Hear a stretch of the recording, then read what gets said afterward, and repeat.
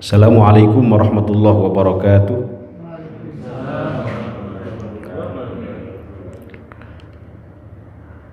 Alhamdulillahi rabbil alamin wa bihi nasta'inu ala umurid dunya waddin. Wassalatu wassalamu ala asyrafil anbiya'i wal mursalin wa ala alihi wa sahbihi ajma'in. Mari sama-sama Pak. Allahumma faqihna fid din wa 'allimna at-ta'wil. Allahumma inna nas'aluka ilman nafi'an wa amalan salihan mutaqabbala wa rizqan wasi'an halalan tayyiban mubaraka. Allahumma inna nas'aluka ilman la yunsa birahmatika ya arhamar rahimin walhamdulillahi rabbil alamin. Amma ba'd. Hadirin jamaah salat subuh Masjid Jami Al-Ansor Bukit Dago yang dimuliakan Allah Subhanahu wa taala. Alhamdulillah, dalam kesempatan yang mulia ini kita kembali dalam kajian rutin kita, kajian hadis Arba'in Nawawi. Mudah-mudahan hadirnya kita di sini dicatat sebagai amal ibadah, amal soleh yang dapat memperberat timbangan kebaikan kita di akhirat. Amin amin ya rabbal alamin. Masuk hadis ke-34. Silakan yang punya kitab dibuka kitabnya. Bismillahirrahmanirrahim. Qala al-muallif rahimahullahu tabaraka wa ta'ala wa nafa'ana bihi wa bi'ulumihi fid dharain amin. Qala an Abi Sa'id Al-Khudri,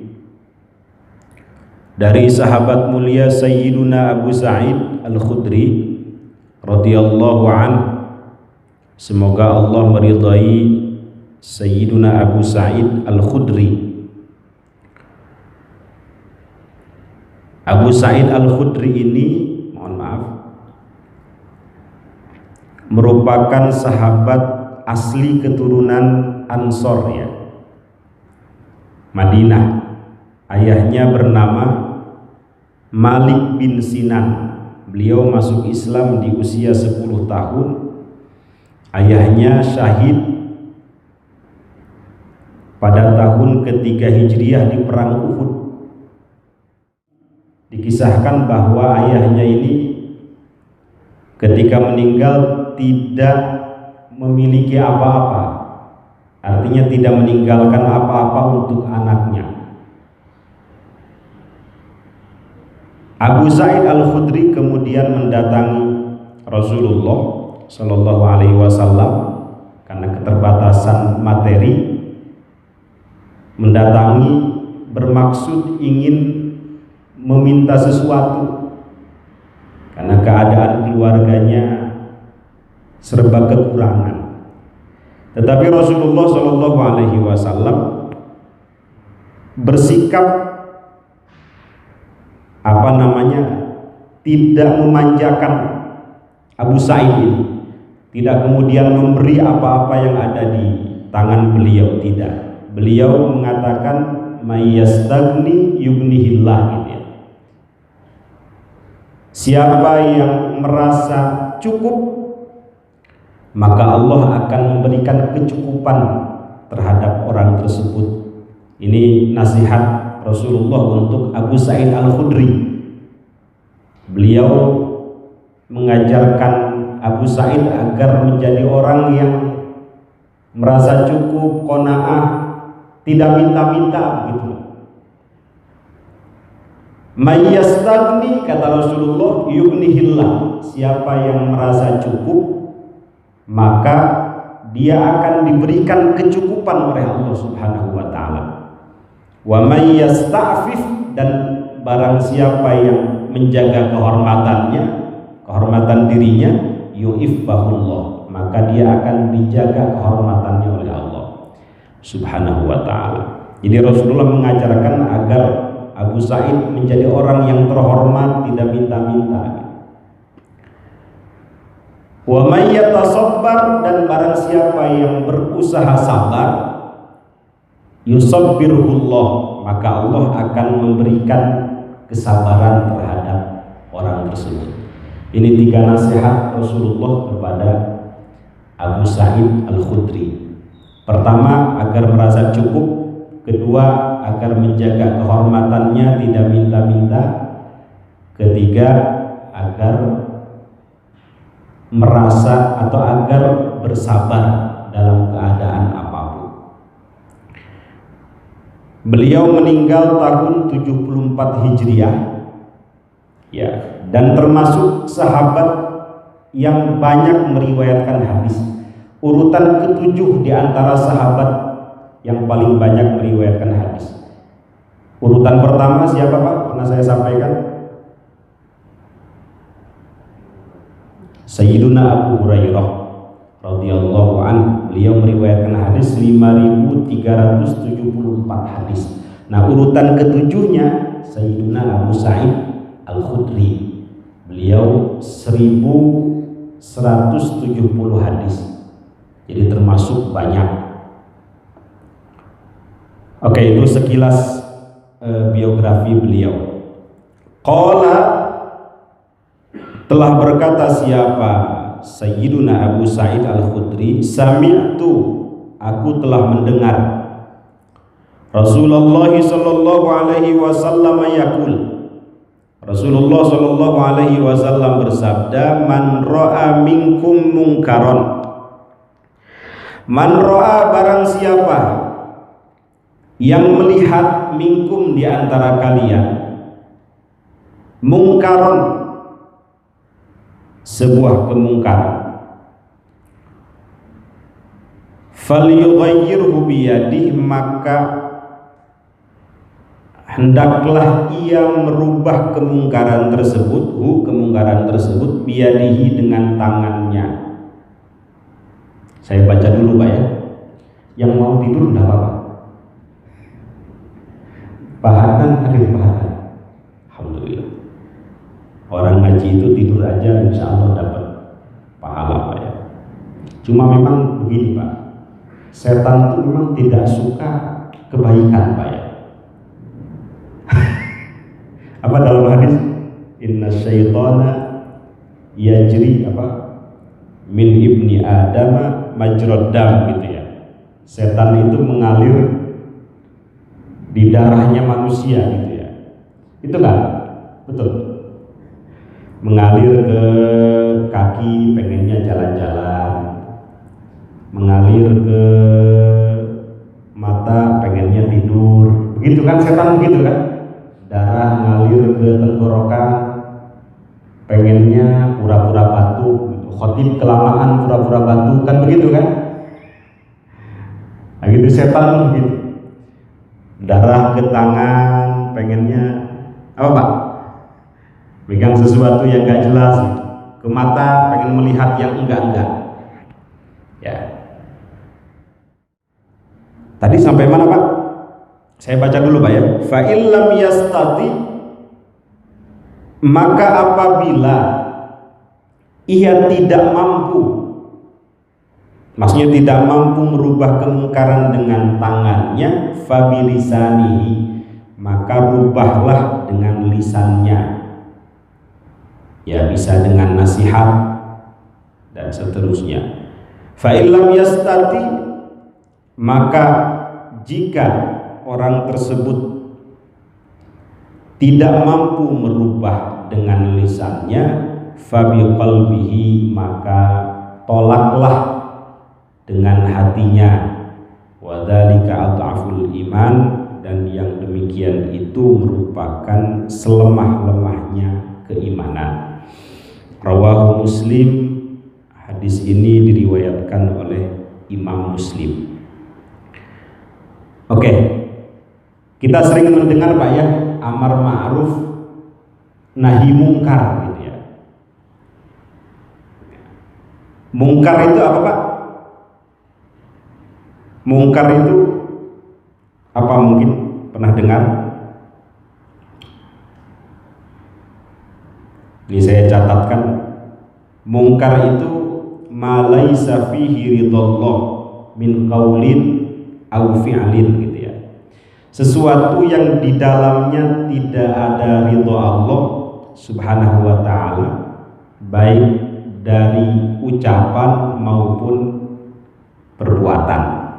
Ada juga yang mendefinisikan ma yuqabbihu syara' aw yuharrimuhu aw yukrihu. Sesuatu yang dianggap buruk oleh syariat, atau yang diharamkan oleh syariat, atau yang dibenci oleh syariat. Ini mungkar, lawannya ma'ruf. Maka ada istilah amar ma'ruf nahi mungkar. Jadi mungkar ini al-amrul qabih, perkara yang buruk. Nah, kita umat Islam diwajibkan oleh Allah Subhanahu wa taala untuk beramar ma'ruf nahi mungkar. Karena kita sudah dinas dalam Quran itu kuntum khaira ummah. Kalian ini, kata Allah, merupakan sebaik-baik umat. Tapi jangan berhenti di situ, Pak ya. Kuntum khaira ummatin ukhrijat linnasi. Yang seperti apa yang terbaik itu, umat yang terbaik itu? Ta'muruna bil ma'ruf. Yang pertama, mau beramar ma'ruf. Amar ma'ruf itu mau berupaya mengajak orang kepada kebaikan. Kemudian ta'muruna bil ma'ruf wa tanhauna 'anil munkar. Kalau ada kemungkaran, keburukan, dia mau mencegahnya dan seterusnya. Kalau kita ingin menjadi umat yang terbaik, ya syaratnya al-amru bil ma'ruf wan nahyu 'anil munkar. Dalam ayat yang lain itu ada wal takum minkum ummatun yad'una ilal khairi. Gimana? Wa ya'muruna bil ma'rufi wa yanhauna 'anil munkar. Wal takum minkum ummatun yad'una ilal khairi wa ya'muruna bil ma'rufi wa yanhauna 'anil munkar. Ya. Ada satu kisah, ini contoh mungkar pada masa Rasulullah Shallallahu Alaihi Wasallam. Ketika ada seorang badui, ya, datang ke masjid beliau, Masjid Nabawi, tiba-tiba kencing di salah satu sudut masjid itu, Pak ya. Itu hadisnya masyhur. Kemudian para sahabat saat itu agak sedikit marah gitu. Tadinya mau digebukin mungkin kalau kita di sini. Karena orang Badui, Pak ya, Badui itu punya karakter apa ya? Karena dia orang pelosok begitu. Kemudian tidak mengenal kota, tidak mengenal pendidikan. Tetapi begini, Pak. Dengan adanya Badui ini, para sahabat banyak yang mendapatkan ilmu gitu. Banyak kejadian-kejadian yang dilakukan oleh orang Badui kemudian jadi ilmu untuk para sahabat yang lain. Jadi sahabat-sahabat yang lain tuh nunggu-nunggu ini. Mudah-mudahan orang Badui bikin masalah lagi gitu. Jadi kalau ketemu Rasulullah sering bikin masalah. Nah, ini datang ke Masjid Nabawi, kencing di pojokan. Rasul melarang para sahabat untuk menghardik ya. Beliau mengatakan agar tenang, selesaikan aja dulu kencingnya begitu. Ini sikap pencegahan Rasulullah, Pak ya. Para sahabat ingin mencegah kemungkaran tersebut, Rasulullah juga ingin mencegah, tetapi sikapnya beda. Yang satu ingin segera pada saat itu, Rasulullah nanti dulu. Sebenarnya dua-duanya bisa dipakai, Pak. Tetapi Rasulullah ingin mengajarkan bahwa boleh atau ada kalanya mencegah kemungkaran itu diakhirkan melihat kondisi orang tersebut. Ini yang disebut dengan muqtadul hal, melihat keadaan atau masyarakat yang ada di dalamnya. Kalau pada saat itu dilarang, misalnya si badui ini sedang kencing, mungkin kencingnya bisa kemana-mana Pak ya. Pertama, kedua kaget lagi kencing, ketiga bisa najis gitu ya ke bajunya, dan dari sisi medis mungkin bisa sakit dan seterusnya. Betul, tapi kurang tepat kalau dilarang pada saat itu. Nah, sikap yang terbaik adalah sikap Rasulullah Shallallahu Alaihi Wasallam. Beliau membiarkan terlebih dahulu sampai selesai kencingnya, kemudian setelah itu dibersihkan, dinasihati. Jadi ada kalanya nahi mungkar itu dengan mengakhirkan, tidak frontal gitu ya. Ini di antara sikap atau cara amar ma'ruf nahi mungkar. Ada lagi yang menarik itu cara Rasulullah dalam nahi mungkar. Ada seorang anak muda dalam hadis ini datang kepada beliau, izin minta zina itu Pak. Izinnya minta zina. Nah, kemudian sikap Rasulullah Shallallahu Alaihi Wasallam itu dengan bertanya kepada orang tersebut. Apa kata beliau? Atuhibbuhu li ummik gitu ya. Atau dalam riwayat yang lain, atardahu li ummik gitu. Apakah engkau rela kalau ibumu dizinahi orang gitu? La wallahi, kata orang tersebut, enggak, demi Allah saya nggak rela kalau ibu saya dizinahi orang. Semua orang juga nggak rela kalau ibunya dizinahi. Jadi Rasul cukup mengatakan seperti itu aja. Lanjutan hadis yang lainnya, afatuhibbuhu limnatik, apakah kamu rela, senang anak perempuanmu dizinahi orang gitu? Kan jawaban luar biasa Pak. Dia kayak gitu aja udah mikir gitu. La wallahi, saya nggak rela.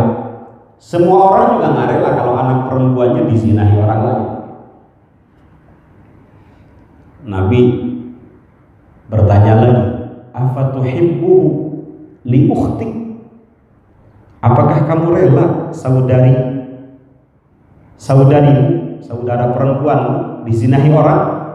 La wallahi, kata orang tersebut, enggak, demi Allah saya enggak rela, enggak ridho.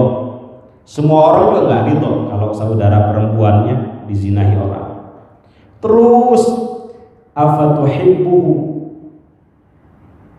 li ammatik, apakah engkau senang, ridho saudara,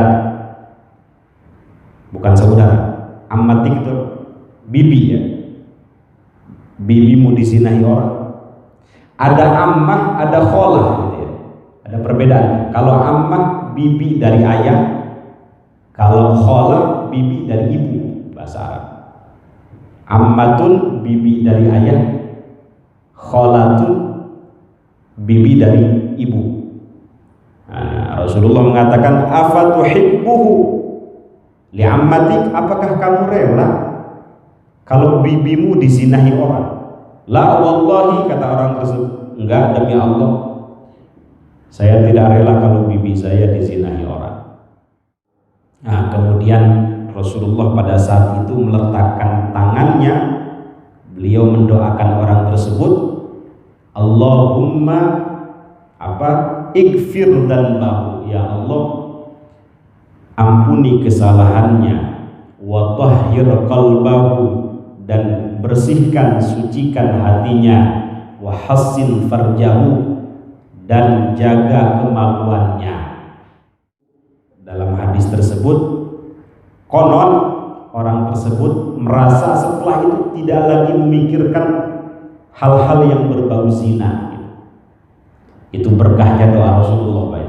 Allahumma gfir dzanbahu, ya Allah ampuni kesalahannya, wa tahhir qalbahu, dan sucikan hatinya, wa hassin farjahu, dan jaga kemaluannya.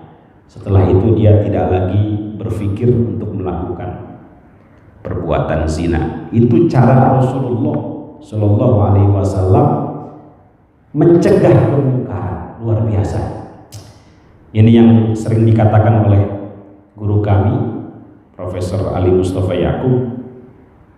Yang bagus itu amar ma'ruf dengan cara yang ma'ruf, nahi mungkar dengan cara tidak membuat kemungkaran baru. Ini cara-cara Rasulullah. Amar ma'ruf dengan cara yang ma'ruf, dengan cara yang baik, nahi mungkar dengan cara tidak membuat kemungkaran baru. Bisa dihafal, Pak, ya? Nahi mungkar dengan cara tidak membuat kemungkaran baru. Itu kan sulit, Pak. Kadang mohon maaf, kita amar ma'ruf saja kita merasa baik, padahal buruk gitu.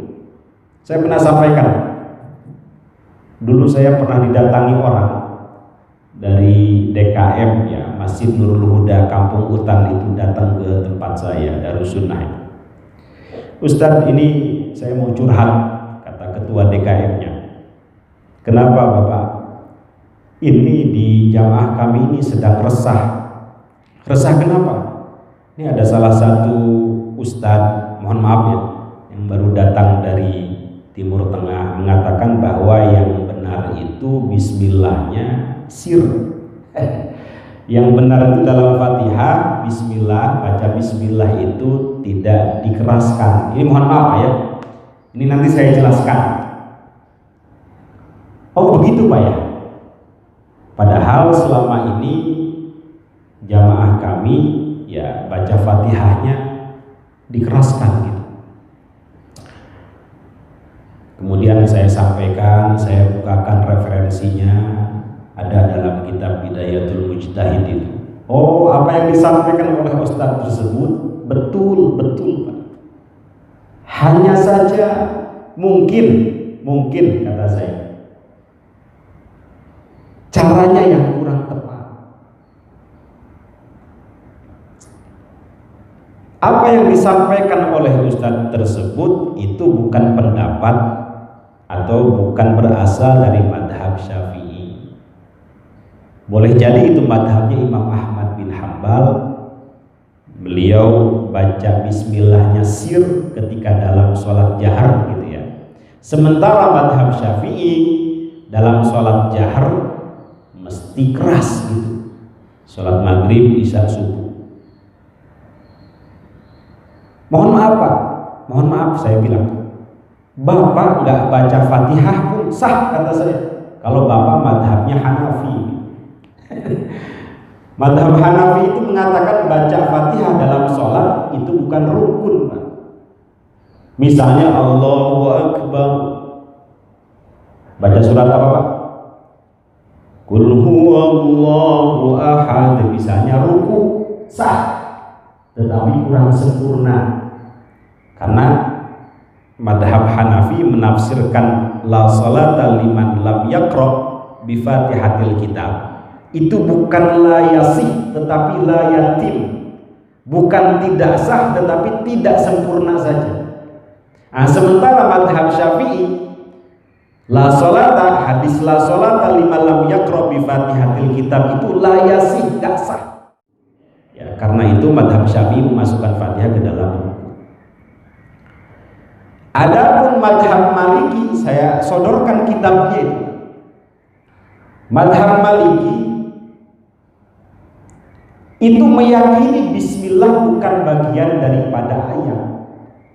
Ayat pertamanya alhamdulillahirabbil alamin. Terus yang benar yang mana Pak? Benar semuanya sudah. Yang salah itu ketika kita ingin meluruskan sesuatu yang menurut kita salah, caranya yang kurang tepat gitu, di tempat yang seumur-umur ya menggunakan atau bermadhab dengan madhabnya Syafi'i. Nah, kita sama saja melawan Imam Syafi'i gitu ya. Itu kalau bahasa Nabi disebut dengan fitnah gitu. Nggak boleh begitu. Kita menyuruh kebaikan atau ingin meluruskan sesuatu, tetapi karena tidak muktadul hal, kebaikan itu akan berubah menjadi keburukan. Pernah saya sampaikan, nggak tahu di mana, lupa itu. Sayyiduna Mu'ad bin Jabal itu mengimami sholat isya, pernah mengimami sholat isya terlalu panjang itu. Dalam hadis itu dikisahkan membaca surat Al-Baqarah. Bayangkan Bapak, surat Al-Baqarah berapa juz? 2,5 juz sholat isya.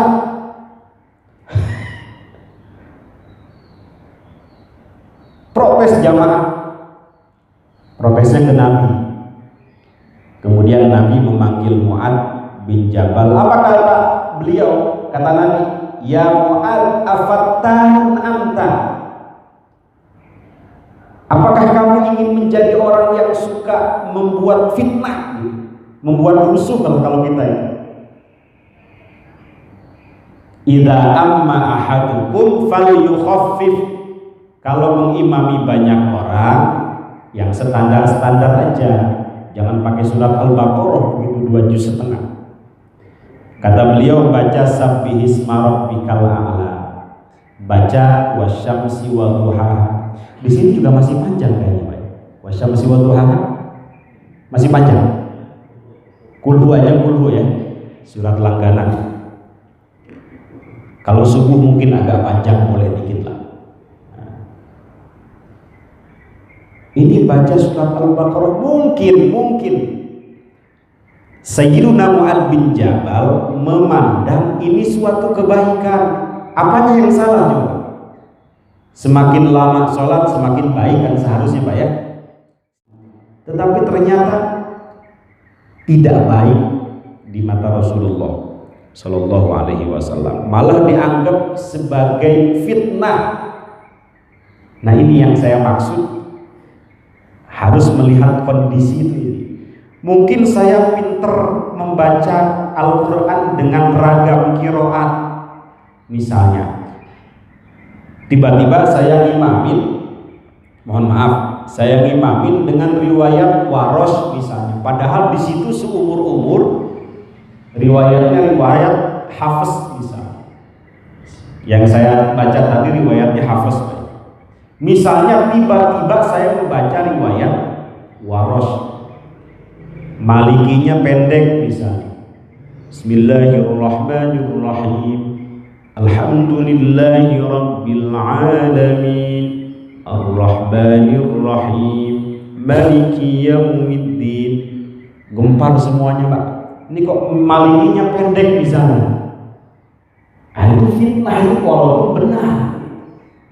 Kecuali kalau kita memberitahu lebih dahulu, Pak ya, bahwa saya nanti membaca Fatihah dengan riwayat Warosh atau dengan riwayat imam yang lain.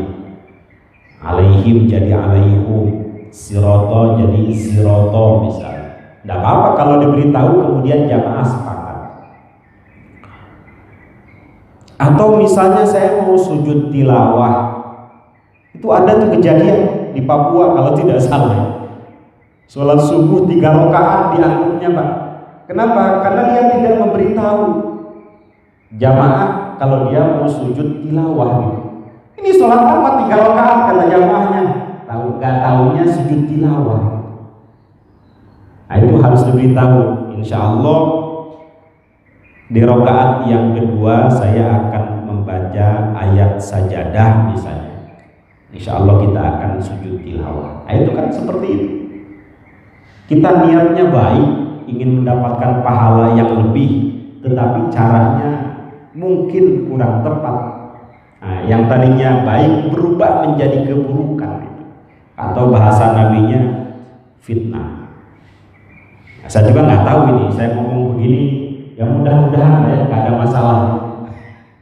Makanya para dai itu setelah selesai ceramah ngajar itu ada etika. Mereka mengatakan wallahu a'lam bissawab. Oke. Ini cara-cara Rasulullah Shallallahu Alaihi Wasallam dalam beramar ma'ruf dan nahi mungkar. Beliau itu mengupamakan amar ma'ruf nahi mungkar itu dengan satu kaum, Pak ya, dalam hadis yang sedang naik kapal gitu. Ini kayaknya terlalu besar ya, saya kurang. Rasulullah mengupamakan, ya, memisalkan orang yang beramar ma'ruf nahi mungkar itu seperti naik kapal. Ada 2 tingkat kapal itu, yang satu di atas, yang satu di bawah. Nah, dalam hadis itu mohon maaf dikisahkan penumpang yang ada di bawah itu kalau mau ngambil air ke atas. Nah, kemudian ada salah satu penumpang yang mengatakan, ngapain capek-capek ke atas begitu? Kita bolongin aja kapal yang ada di bawah ini. Itu kalau tidak dicegah, Pak, kira-kira bahaya apa tidak? Harus dicegah, Pak ya. Kalau tidak dicegah, maka tidak hanya dia yang akan celaka, seluruh permisalan dari Rasulullah Shallallahu Alaihi Wasallam terkait amar ma'ruf nahi mungkar. Jadi kalau ada orang zina di tengah jalan, jangan dibiarin, Pak, harus dicegah. Jangan sampai dilaknat oleh Allah ya dalam Quran itu, dalam surat Al-Maidah, lu'inal ladzina kafaru min bani Israil ala lisani Dawud wa Isa bin Maryam dzalika bima asaw wa kanu ya'tadun. Dilaknat oleh Allah Subhanahu wa taala dengan lisannya Nabi Daud dan lisannya Nabi Isa, karena mereka berlebihan. Kanu la yatanahawna 'an munkarin fa'alu.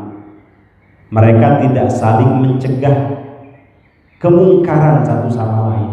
Dilaknat oleh Allah Subhanahu wa taala.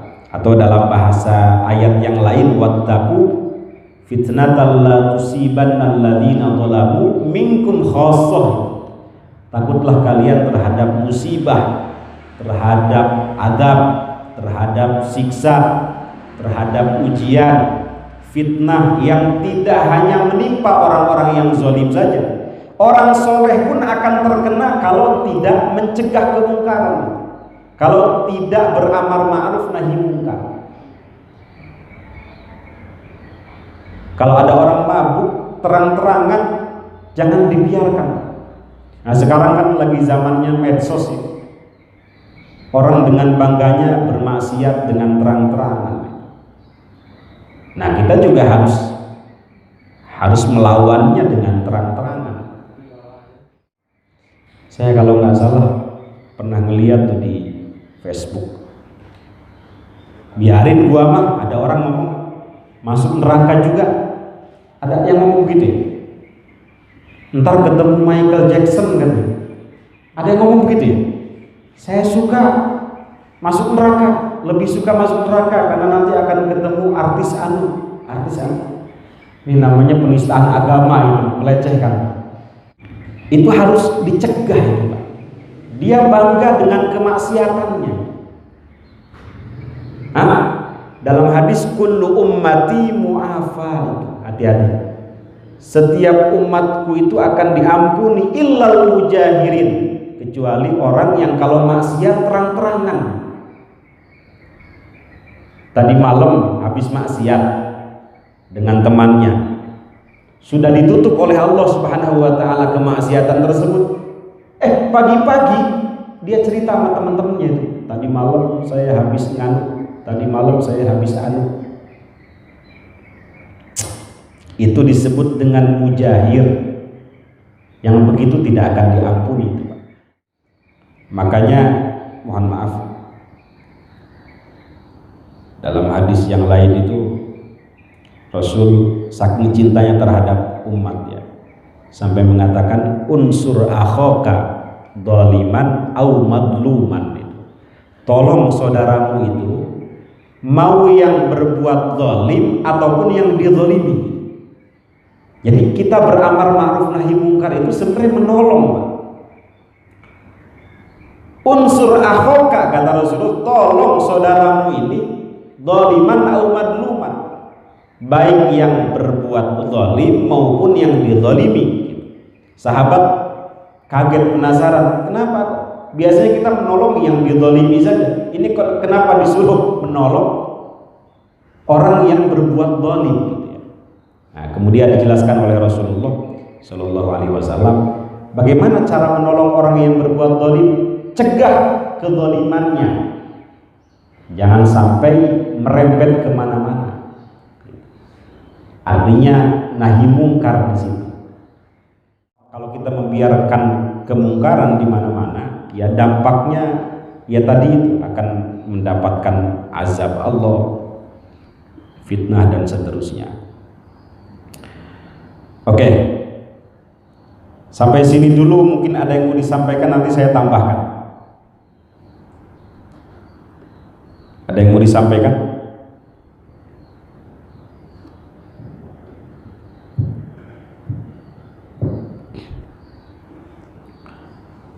Kemarin ada yang nanya, Ustadz, sekarang bikin YouTube ya? Bikin YouTube.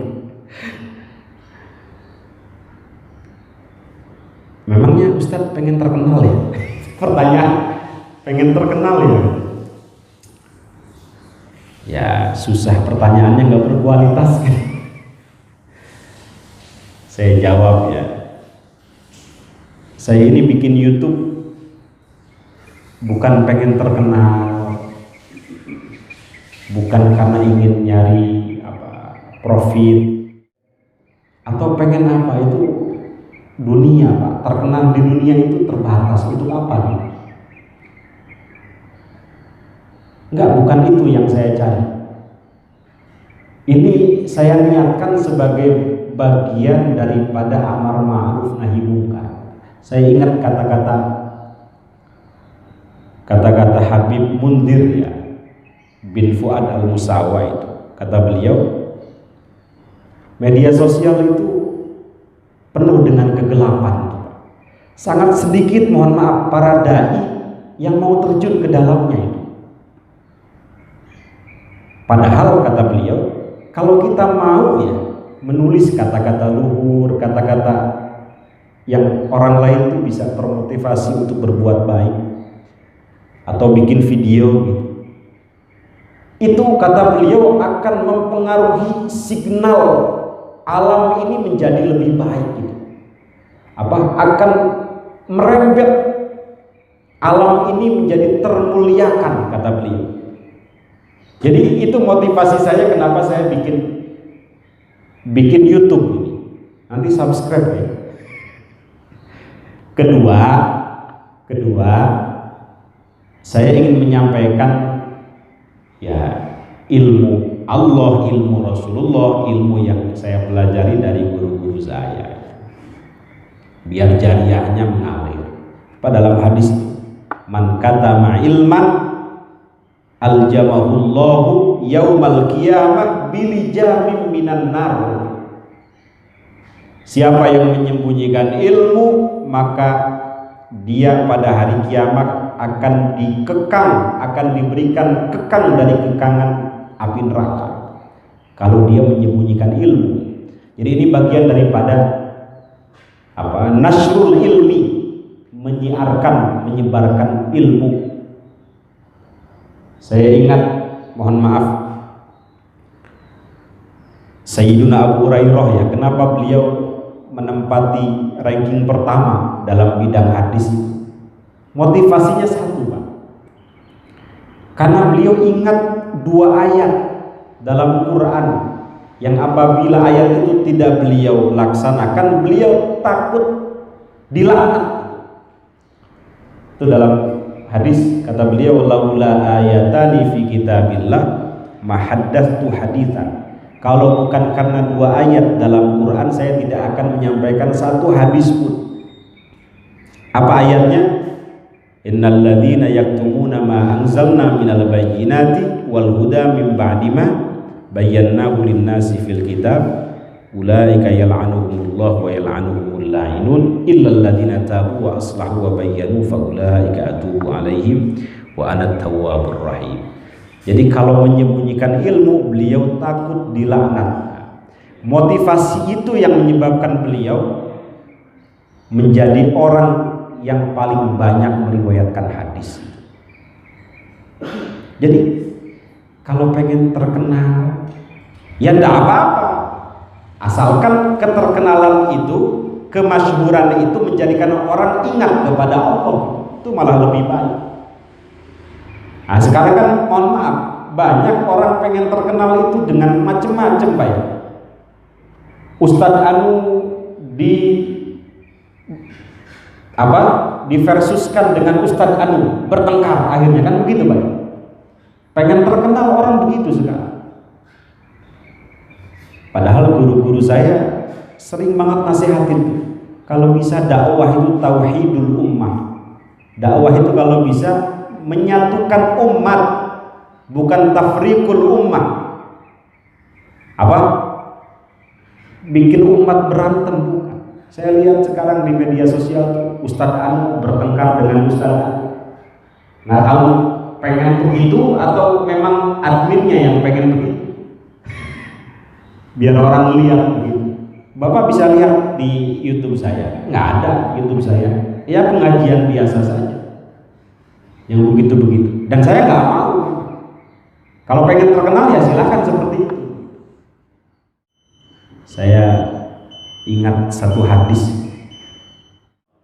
kata Rasulullah, la ayyahdiyallahu bika rajulan wahidan khairul laka min humurin na'am. Allah memberikan hidayah kepada satu orang gitu ya. Berkat jasamu, berkat perantaramu, kata Rasulullah, itu lebih baik daripada unta merah. Itu harapan saya. Unta merah itu hewan atau kekayaan termahal orang Arab pada saat itu. Mungkin sekarang apa ya? Lamborghini mungkin. Kendaraan termahal apa Pak? Alphard, murah Alphard. Ferrari yang paling termahal unta merah. Itu lebih baik daripada unta merah kalau kita dakwah. Ya, baik melalui tulisan, ceramah, contoh, direkam di YouTube. Ada orang mampir, misalnya mampir di YouTube kita, lalu dia tergerak untuk melakukan kebaikan, itu lebih baik bagimu daripada unta merah. Itu luar biasa, satu orang. Apalagi dalam hadis yang lain, man dalla ala khairin falahu mislu ajri fa'ilihi. Siapa yang menunjukkan sesuatu atau menunjukkan kepada kebaikan, maka ia seperti pelakunya. Dia akan mendapatkan sebagaimana pelakunya melakukan.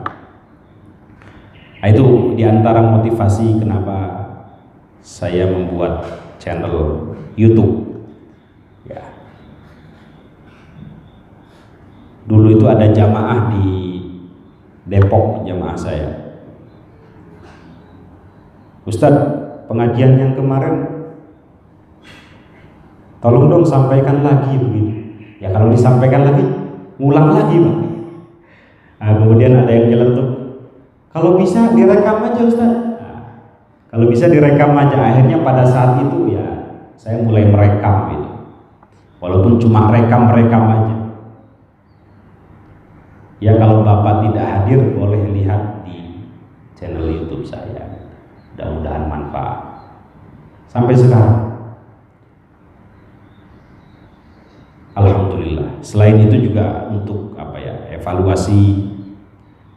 Kadang khutbah Jumat yang lalu misalnya saya bahas ini, saya nggak mau bahas ini lagi, nah, ganti temanya begitu. Jadi untuk motivasi juga agar kita terus menambah ilmu. Nah ini satu lagi motivasi saya. Ini berawal dari nasihat guru saya, Pak Ali Mustafa Yaqub. Beliau mengatakan seperti ini, Pak. La tamutunna illa wa antum katibun.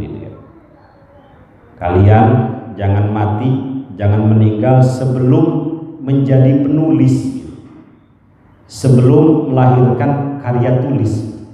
Makanya santri-santri Darussunnah itu rata-rata punya karya tulis. Kenapa? Karena karya tulis itu akan abadi, kata beliau. Al-khattu yabqa zamanan wa katibul khatti tahtal ardi madfun. Tulisan itu akan kekal, sementara penulisnya berkalang tanah. Imam Syafi'i sampai sekarang terus disebut namanya karena tulisannya banyak, terus didoakan oleh orang banyak karena mereka dapat manfaat dari tulisan-tulisan beliau. Nah, ini motivasi saya. Kalau Pak Ali Mustafa Yaqub mengatakan la tamutunna illa wa antum katibun, jangan engkau mati sebelum menjadi penulis, maka pada pagi ini saya katakan la tamutunna illa wa antum YouTubun gitu. Janganlah engkau mati sebelum jadi YouTuber gitu. Meninggalkan kebaikan-kebaikannya di YouTube, tentu dengan niat ikhlas. Semuanya juga harus dilandasi dengan keikhlasan. Nulis buku harus ikhlas, merekamkan video harus ikhlas. Ya, kita meninggal pun orang mampir di channel kita, mudah-mudahan itu jadi jariah. Itu motivasi terbesar saya. Bukan pengen terkenal, terkenal di dunia itu kecil, Pak. Dunia itu kecil. Dunia itu dana rendah. Apalagi nyari apa? Pundi-pundi. Dunia itu rendah. Idza aradta ayyakuna laka izzun la yafna, kata Imam Ibnu Athaillah, fala tasta'izzanna bi'izzin yafna. Jika engkau menginginkan kemuliaan yang abadi, maka janganlah membanggakan kemuliaan yang fana. Itu diantara motivasi saya, selain ini merupakan kewajiban daripada amar ma'ruf nahi mungkar. Mungkin ada yang mau disampaikan, Pak? Tambahan atau apa? Silakan.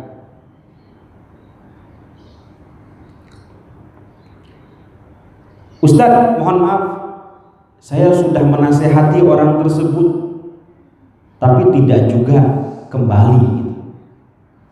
Tobat susah. Kewajiban kita hanya menyampaikan, Pak, ya.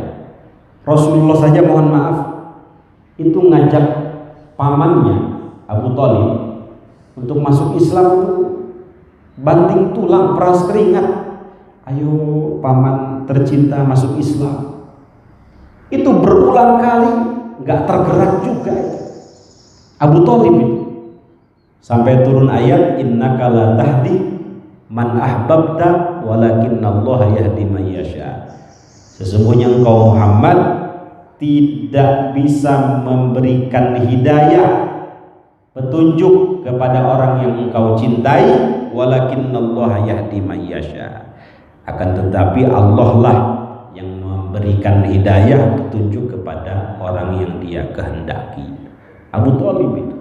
Jadi kewajiban kita hanya menyampaikan.